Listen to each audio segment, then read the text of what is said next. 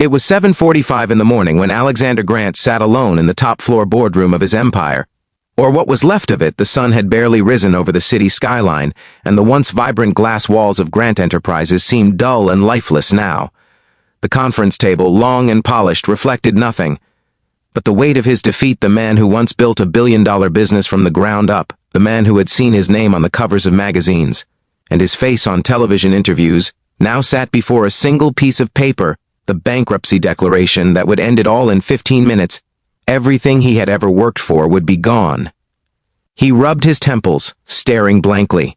At the pen lying beside the document, his reflection on the glass looked older than his 42 years. Tired eyes, unshaven face, suit wrinkled from a sleepless night he had fought, negotiated, begged investors and sold properties, but the market crash had been merciless. His once loyal partners had abandoned ship. His staff had been reduced from hundreds to a few dozen. Even his luxurious penthouse felt empty. Now, just like his heart, if you believe in kindness, miracles, and second chances, take a moment to like, comment, share, and subscribe to this channel. Because this story will remind you that sometimes hope comes from the most unexpected places. The clock ticked closer to 8. Alexander took a deep breath and signed the first page. The sound of the pen scratching the paper echoed in the silent room.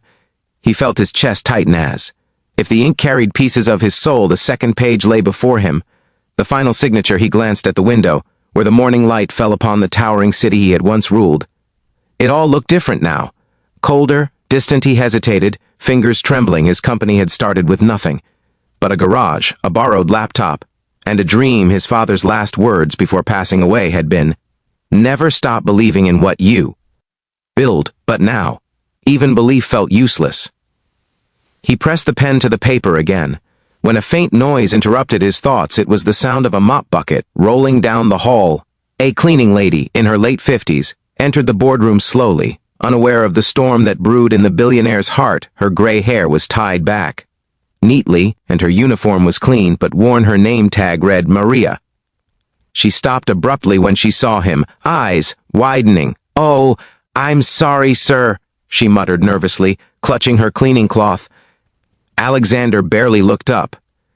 "It's fine, just give me a few minutes," Maria nodded and turned to leave, but her eyes caught sight of the open papers on the table. Years of cleaning office spaces had trained her eyes to notice everything. Stains, misplaced pens, smudges, even paperwork that didn't look quite right. Something about the document drew her attention. She hesitated. "Sir," she said softly, "I know it's not my place, but may I ask, is that the company bankruptcy form?" Alexander looked at her, slightly irritated but too exhausted to respond harshly. "Yes." Why? Maria fidgeted, unsure whether to speak. "I only ask because—" She pointed timidly to the bottom of the document. "That number, here, the asset total. I think there's a decimal error. It looks like the wrong calculation." He frowned, his tired mind barely processing her words. "What?" She stepped closer, carefully, respectful but confident. "Look, here you wrote 320 million, but the figures in the previous column add up to 3 billion, 200 million. Maybe it's a typo, or maybe someone miswrote it." For a second, Alexander just stared at her. Then curiosity replaced fatigue. He reached for the papers, scanning the line. She pointed at his eyes. Widened. She was right. The number listed as his remaining assets had a missing zero. He flipped the attached sheets. The error repeated across all copies. His company wasn't bankrupt. Not even close. They had enough liquidity and property value to survive. His breath caught. He blinked rapidly, then grabbed his phone, opening the financial files.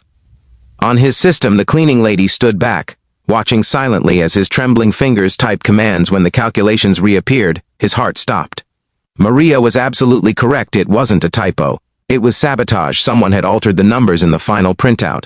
The realization hit him like lightning. Just last week, he had a heated argument with his CFO, Victor Hall, who had secretly been working with a rival company. Alexander had fired him for unethical dealings, but Victor had still been in charge of finalizing the bankruptcy paperwork. Before leaving, he must have deliberately changed the figures, ensuring Alexander would sign away his empire without knowing the truth. Alexander's chest pounded with a mix of rage and disbelief. He pushed back his chair, pacing the room. "Can't believe this," he whispered. "He tried to destroy me, Maria stood still, unsure whether to stay or go. "Sir, I didn't mean to interfere, I just—" Alexander turned to her, his expression softening, gratitude flooding through him. "No, Maria, you didn't interfere. You just saved my life." Tears threatened to fall, but he swallowed hard. For the first time in months. He felt something he hadn't felt in a long time. Hope. He immediately called his lawyer and accountant, instructing them to halt the bankruptcy filing and verify the documents within an hour. Confirmation came. The numbers had indeed been falsified, Victor's betrayal had been caught, and legal action could now be taken. The company wasn't sinking. It just needed restructuring and truth. But the real miracle wasn't the discovery, it was who had discovered it. As the chaos of lawyers, calls, and accountants unfolded, Maria quietly resumed her cleaning. She didn't boast or expect praise. When Alexander finally turned to thank her properly, she simply smiled. "I just noticed something that didn't look right, sir. I'm glad it helped." He looked at her hands.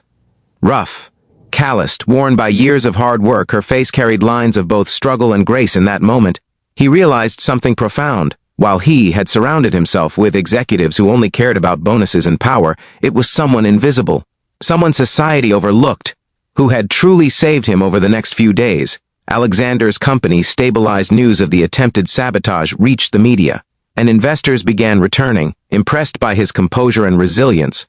But what made the biggest headlines wasn't the scandal. It was the story of the cleaning lady who saved a billionaire from losing everything. Maria became an unexpected symbol of integrity and attention to detail. Yet she remained humble, continuing her work as always, declining any interviews. But Alexander couldn't rest until he did something meaningful for her. He invited her to his office one morning, this time offering her a seat across from him, the same spot where his world had nearly ended. "Maria," he began, "I owe you more than I can ever repay. You didn't just save my company. You reminded me what honesty and kindness look like." She smiled faintly. "You don't owe me anything, sir. I was just doing my job." He shook his head. "Then allow me to do mine." As a human being, he handed her a small envelope. Inside was a letter of scholarship for her granddaughter, who had dreamed of becoming an engineer but couldn't afford university. Alexander had already arranged full funding for her studies, along with lifetime medical insurance for Maria. Tears filled her eyes. She tried to speak, but her voice trembled. "I don't know what to say." "Just say you'll accept it," he said gently, because sometimes the smallest act of awareness can change the biggest lives. From that day, Alexander's life took a new direction. He restructured his company, cutting down luxury expenses and focusing on sustainable, ethical business practices. He created a new program called the Second Chance Foundation, providing support for workers from low-income backgrounds, janitors, drivers, receptionists, and others who often went unnoticed, offering them scholarships and growth opportunities. And every morning, when he walked through the office, he made it a point to greet every staff member by name. Months later, during the company's annual event, Alexander stood on stage before hundreds of employees. His speech was simple but powerful. "Success," he said, "is not measured by what we own, but by the lives we touch. I once sat here ready to give up on everything, but a woman who came to clean up my mess, both literally and spiritually, reminded me that there's always hope if we look closely enough." The audience rose in applause, many with tears in their eyes. Maria, sitting quietly in the front row, simply smiled, wiping a tear with the corner of her sleeve. Life didn't become perfect overnight. There were still challenges, financial recoveries, legal battles, rebuilding trust. But Alexander faced them all with renewed spirit. His company grew again, this time stronger and more transparent. He never forgot the morning of 8 a.m., the moment his pen hovered above the line between ruin and redemption. Years later, when journalists asked him what had saved his empire, Alexander's answer was always the same: not strategy, not wealth, just kindness, and the courage of one person who cared enough to notice. As for Maria, she eventually retired comfortably, living in a small house her company gifted her as gratitude. Her granddaughter became a successful engineer, often telling the story of how her grandmother's honesty changed the course of their family's destiny. And every morning, as the sun rose over the same city skyline, Alexander still arrived at his office early, not to count profits, but to remember the moment when he almost lost everything, only to realize that true wealth lies not in the numbers on a page, but in the humanity that binds us all. If this story touched your heart, please like, share, comment, and subscribe. because the world needs more reminders that even in our darkest hours, light can come from the most unexpected people. Before you go, tell us in the comments, do you believe small acts of kindness can change someone's entire life?